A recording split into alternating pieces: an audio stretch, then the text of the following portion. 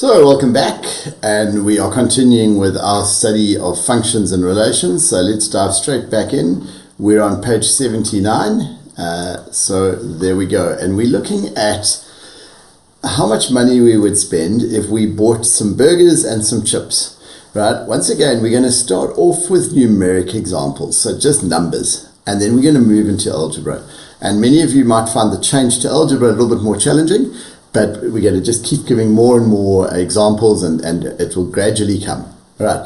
So if we buy one burger at 20 Rand and two packets of chips at 10 Rand each, our total bill will be 40 Rand. Okay. Right. Just see if you can fill in if it's the other way around. In other words, if we've got two burgers and one packet of chips, that's right, it will be 50 Rand, because we'll spend 40 on the two burgers and 10 Rand on the chips. 50 Rand. We can also work backwards. If we know the total bill and we know how many packets of chips we bought, we can actually get back to how many burgers we bought. Right, so let's just think about this, and let's think about the process of what we're doing. How much did we spend on chips? Well, we spent 20 Rand on chips. Okay, well, in fact, two lots of 10 Rand on chips. And that is how much we spent on chips. So we need to take that away from 80. That will give us how much we spent on burgers. So in fact, 80 minus 20, we spent 60 on burgers. But remember that each burger costs 20 Rand. So we didn't buy 60 burgers, we spent 60 Rand on burgers. So in fact, if we divide this by 20, we get our answer 3 burgers. All right. Okay, so most of you are probably okay with what we've done there.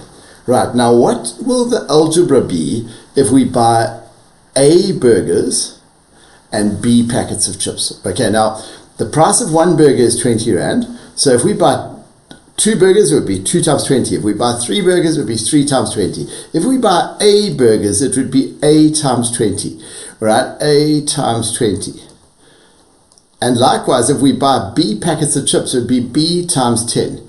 Now, when we write algebra, we normally don't bother to write the times sign here, and we write the number in front of the variable. So in other words, we would simplify this to 20a plus 10b. Okay, right, now we're going back to a numerical example. Pause it and see if you can just quickly fill that in, that next box. That's right, 3 burgers would be 60. 5 packets of chips would be 50, and the total would be 110. Okay, now, how could we work our way backwards to the number of burgers if we knew the total amount as a variable and the number of packets of chips as a variable? Okay, and that's why we wrote this down, all right? Because the process is going to be exactly the same, all right? What we need to find out is how much money have we got left after buying the chips. So the total bill was F. So of that F, we spent 10 lots of D on chips. So that's how much we spent on burgers. All right? And then each burger costs 20 Rand, so we need to divide this by 20. Okay. If you look at this expression, and you look at this one that I've highlighted yellow, you'll see that basically all that's happened is that 80 is where the F is. The 2 is in here, and that's where the D is. And then the 20 is in exactly the same place. All right. Okay, pause the video briefly and see if you can work out how many packets of chips we bought if we spent a total of I and we bought G burgers.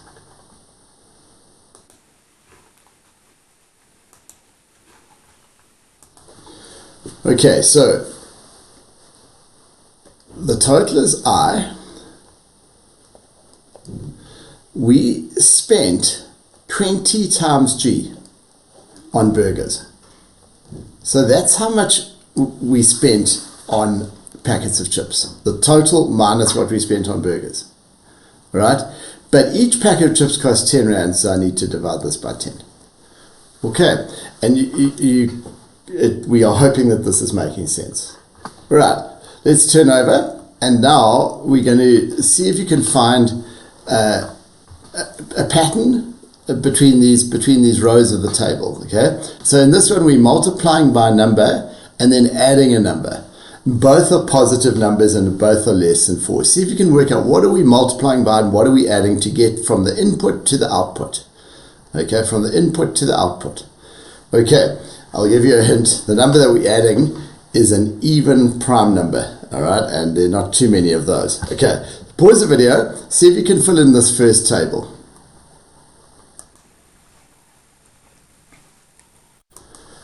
Yeah, that's right. We're multiplying by 3 and then adding 2. 2 times 3, 6 plus 2 is 8. 4 times 3 is 12 plus 2 is 14. 6 times 3 is 18 plus 2 is 20. 10 times 3 would be 30 plus the 2 is 32. Now, let's try and think about how would we get back. What would the input be if we ended up with 56? Okay, well, before we add the 2, we would have 54. What must we multiply 3 by to get 54? 18. Okay, all right. We actually are going to undo what's happening, and we'll talk more about this. Listen carefully. We're timesing by 3, then adding 2. Now, when we undo that, we're going to undo it in the reverse order. Times 3, then add 2, minus 2, then divide by 3. So if we minus 2, we get 54, divide by 3, we get 18. The same here, 104 minus 2 is 102, divided by 3 is 34.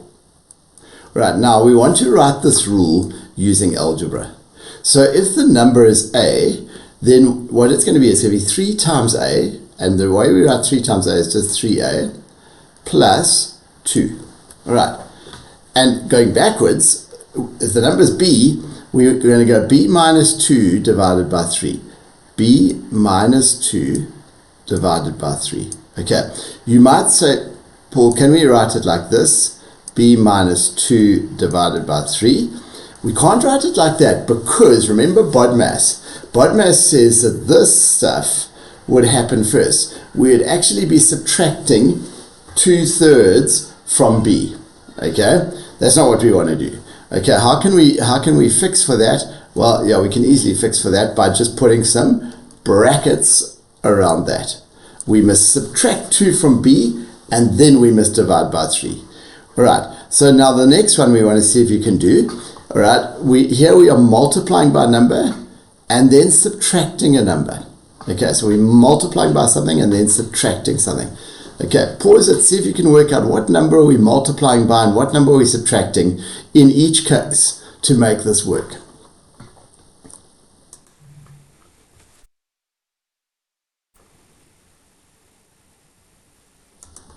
Okay, indeed, we are multiplying by 4 and subtracting 1. So 4 times 8, 32, minus 1, 31. Okay, now how are we going to go backwards from that? So times 4, then subtract 1. How are we going to go backwards from that? We're going to add 1 and then divide by 4. Add 1 gives us 64, divided by 4 gives us 16. Add 1, divide by 4, 84, divide by 4, 21. All right, the algebra, we're multiplying by 4, 4a minus 1. The algebra for going backwards, b plus 1 over 4. All right, now in this last one, we're squaring and adding a fixed number. See if you can fill in that table.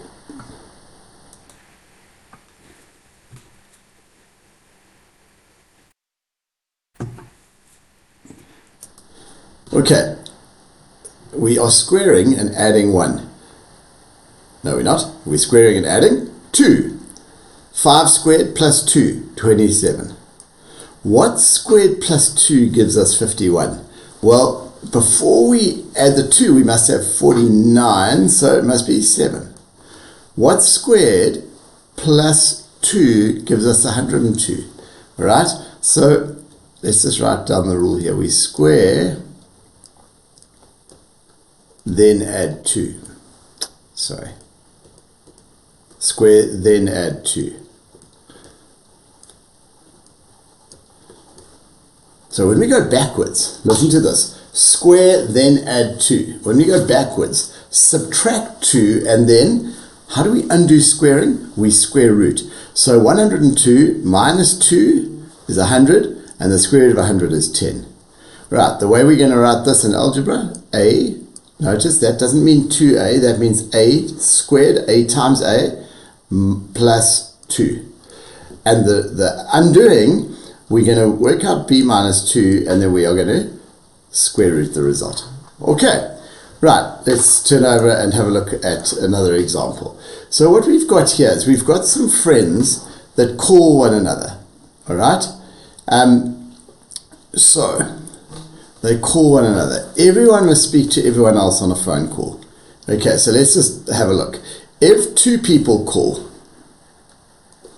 all right, so that person and that person, there's just one phone call between them. It doesn't matter who makes the call, there's one call. All right, if 3 people call, okay, so now we've got 3 people. We've got this person, we've got this person wearing red clothes, and we've got this person wearing blue clothes. How many phone calls will there be? Well, 1, 2, 3. 3 phone calls. Okay, we want you to fill out this table and see if you can work out, but we don't want you to draw pictures for all of them. See if you can work out some sort of a rule. Okay.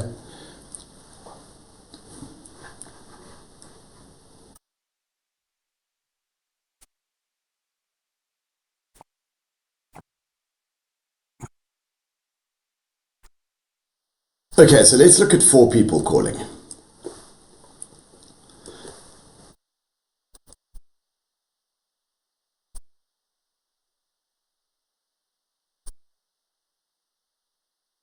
Each person, let's think about this from each person's perspective. Let's just think about this person in green. They are going to make 1, 2, 3 calls. Okay? Now, the person in blue is also going to make 3 calls. Okay? But if we draw their calls in, okay, so I'm going to draw their calls in kind of here. 1, 2, 3. Okay, and the person in black is also going to make 3 calls. 1, 2, 3. And the person in red is also going to make 3 calls. 1, 2, sorry. Yeah.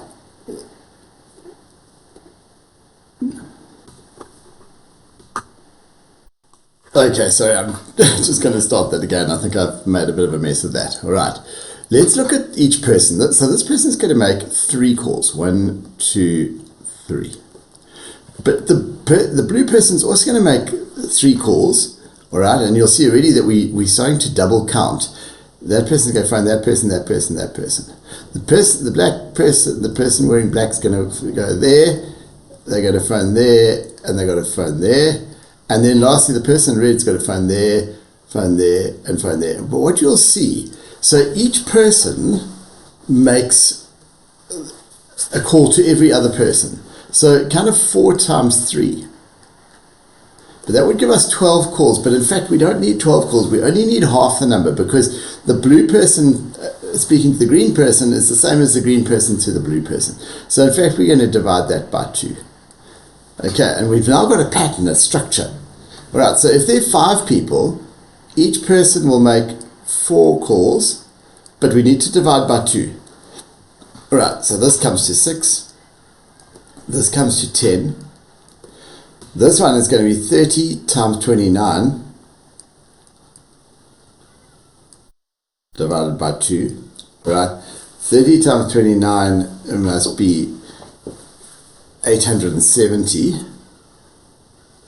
I'm just checking myself. Yes, 870 divided by 2 will be 435. And this one will be 40 times 39.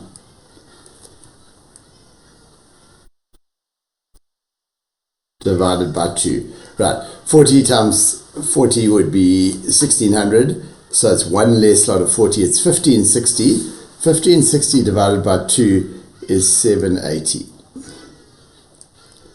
Okay, right. Now, we've seen something similar. All right? We've seen something similar when we did text messages. I don't know if you remember.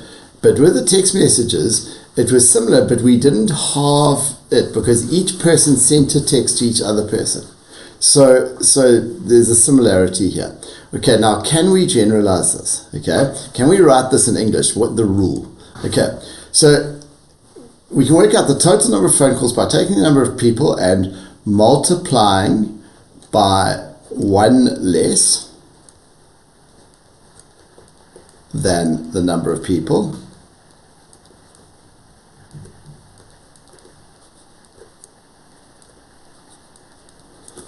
And then dividing our answer by 2.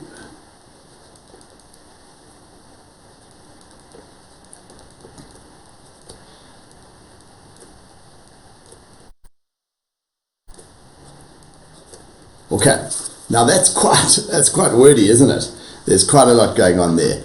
Could we write that in algebra? So in other words, if there were n people, how many phone calls would there be?